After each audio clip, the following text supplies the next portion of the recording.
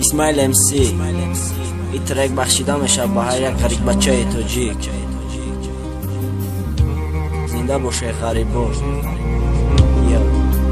رفتیم. استحصالات افا پرودکشن.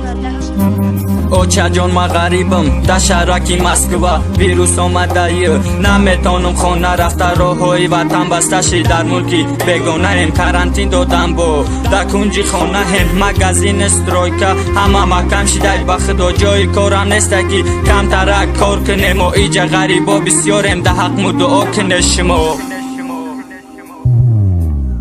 با خدا بزار شدم ما ای ملکی غریبی ای دور میبینم که تاجیکستان رنگی بی هیچی تو که حواستا میخرم ما در غریبی در اینترنت میبینم که فقط در تای آزادی دقیقه دولتی روی دنیا آمده ای کسل همه مرده ساده ای ویروس در سر خدا نگهبان باشه اک غریبان رو که دورانه پیشی پدر مادر